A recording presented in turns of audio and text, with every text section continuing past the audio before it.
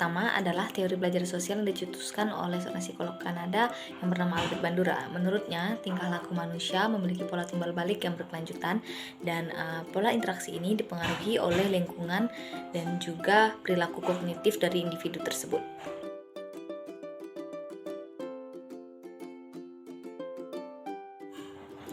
Yang kedua adalah teori komunikasi informatif yang dikemukakan oleh Shannon dan juga Weaver, di mana mereka menyebutkan bahwa komunikasi merupakan perantara antara pesan dan juga bagaimana perantara tersebut memanfaatkan saluran dan media yang ada untuk berkomunikasi.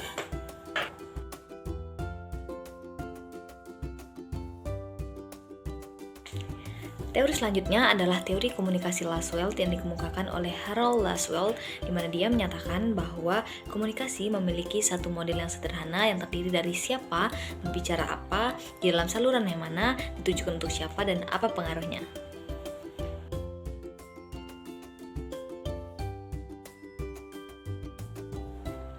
Teori selanjutnya adalah teori komunikasi agenda setting yang dikemukakan oleh McCombs dan Sway, di mana teori ini sendiri memiliki kemiripan dengan teori informatif, yang mana media memberikan suatu pengaruh kepada peristiwa, maka media akan memberikan efek yang penting dan cukup besar kepada peristiwa tersebut. Sama seperti dalam teori informasi, media memegang peranan yang penting dan memberikan pengaruh terhadap pendapat masyarakat terhadap suatu peristiwa yang terjadi di dalam masyarakat itu sendiri.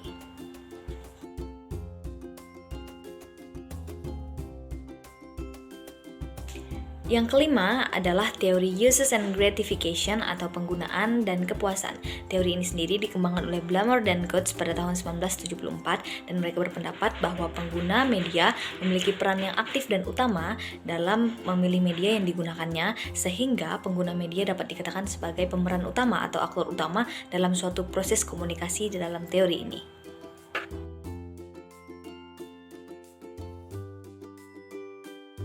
Selanjutnya adalah teori nativisme, yang mana teori ini memiliki dua tokoh pendukung yang cukup terkenal, yaitu Chomsky dan Hadley.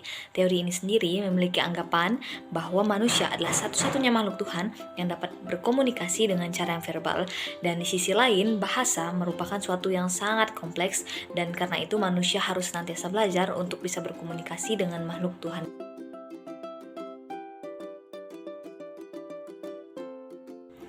Yang selanjutnya ada teori kognitivisme, yang dimana kognitivisme ini sendiri mengedepankan proses belajar dibandingkan dengan hasil akhir dari proses itu sendiri. Karena belajar tidak hanya sekedar melibatkan hubungan antara stimulus dan respon, tetapi juga melibatkan proses perubahan berpikir yang kompleks, dan lebih daripada itu belajar merupakan sebuah perubahan persepsi dan juga perubahan pemahaman.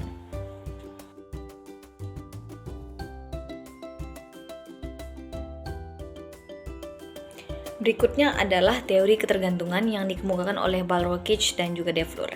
Fokus dari teori ini sendiri terletak pada kondisi struktural yang ada di masyarakat, dan fokus ini sangat cenderung mudah untuk dipengaruhi oleh media massa, di mana masyarakat dalam teori ini beranggapan bahwa media massa memiliki peranan yang penting dalam proses kehidupannya untuk mencapai tujuan-tujuan dari masyarakat itu sendiri.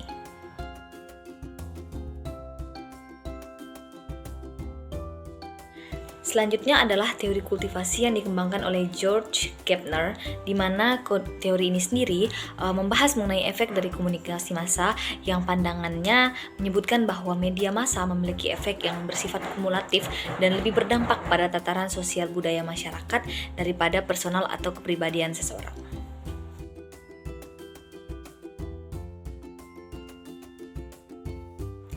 Selanjutnya adalah teori dependensi efek komunikasi massa. Teori ini sendiri merupakan bagian dari teori komunikasi massa, dan teori ini beranggapan bahwa kepercayaan individu kepada media akan berkembang jika informasi yang dia butuhkan tidak dia dapatkan dari pengalamannya secara langsung.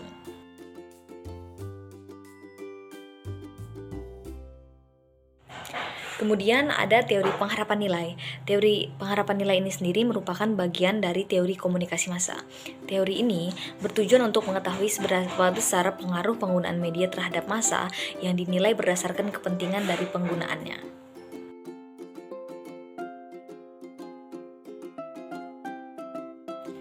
Selanjutnya adalah teori struktural fungsional. Teori ini dikemukakan oleh beberapa tokoh terkenal seperti Auguste Comte, Emile Durkheim, dan juga Herbert Spencer, di mana mereka beranggapan bahwa pemikiran struktural fungsional ini dipengaruhi oleh pemikiran biologis yang menganggap bahwa masyarakat saling tergantung akibat dari konsekuensi dari bertahan hidup. Jadi tujuan dari teori ini adalah untuk mengatur keteraturan sosial.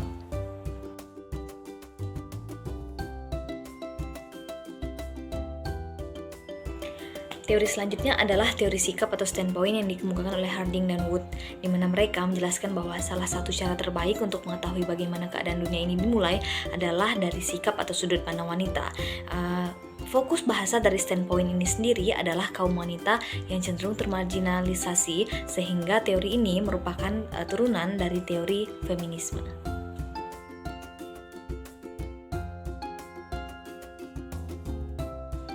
Yang selanjutnya adalah teori komunikasi administrasi, di mana teori ini dimaksudkan untuk mencapai tujuan, yaitu menumbuhkan rasa saling pengertian dalam rangka mencapai orientasi organisasi tersebut dengan cara yang efektif dan juga efisien.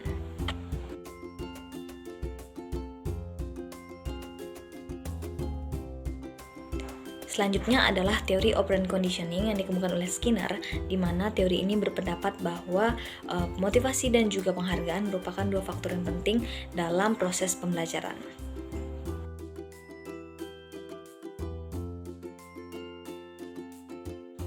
Teori selanjutnya adalah teori systematic behavior yang dikemukakan oleh Clark Shihul, di mana dia mengungkapkan bahwa kebutuhan akan hal-hal yang mendesak karena motif atau tujuan tertentu harus dimiliki dalam seseorang yang sedang dalam proses belajar.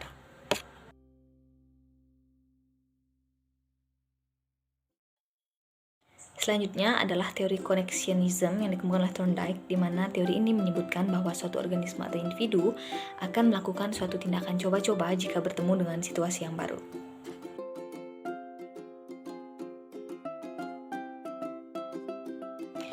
Teori selanjutnya adalah teori spiral of silence atau spiral keheningan yang dikemukakan oleh Elizabeth Noel dan Neumann pada tahun 1976. Di dalam teori ini kita dapat menemukan bagaimana proses terbentuknya suatu pendapat umum di dalam masyarakat, yaitu melalui proses saling mempengaruhi antar komunikasi massa, komunikasi antar pribadi, dan persepsi masing-masing individu, serta bagaimana hubungannya dengan pendapat orang lain di dalam masyarakat.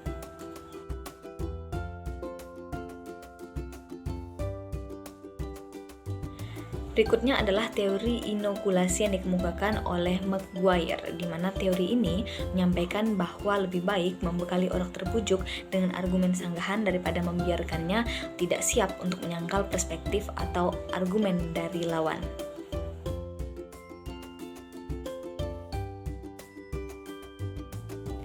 Selanjutnya adalah teori komunikasi analisis transaksional oleh Eric Berne, di mana teori ini lebih kepada bentuk pendekatan secara psikoterapi dengan menitikberatkan pada hubungan interaksi individu tersebut.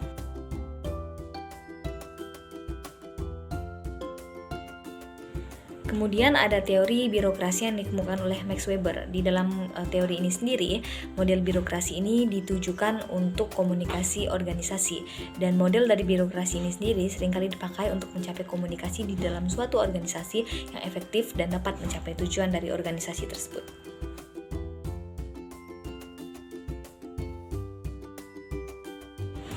Selanjutnya adalah teori norma dan budaya, di mana teori ini mengungkapkan bahwa pesan dari media massa mampu mengubah suatu norma dan budaya yang sudah ada di dalam masyarakat, bahkan mampu menciptakan norma atau kebudayaan baru di dalam masyarakat itu sendiri.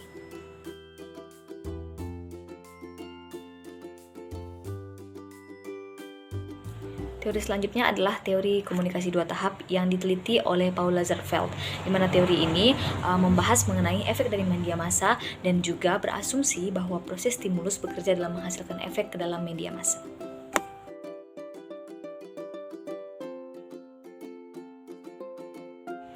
Berikutnya adalah komunikasi massa atau mass communication, yang mana teori ini memiliki unsur penting yaitu media massa sebagai channelnya, yaitu media cetak ataupun media elektronik melalui satu lembaga atau satu orang yang dilembagakan dengan tujuan informasi tersebut dapat diterima oleh masyarakat atau khalayak ramai.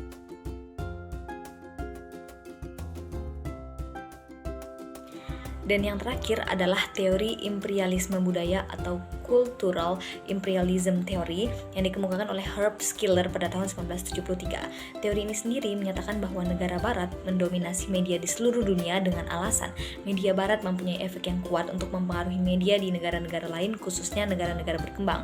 Selain itu, teori ini juga berpandangan bahwa media dapat membantu memodernisasi dengan memperkenalkan nilai-nilai barat yang dilakukan dengan mendominasi media-media di negara-negara lain seperti negara berkembang.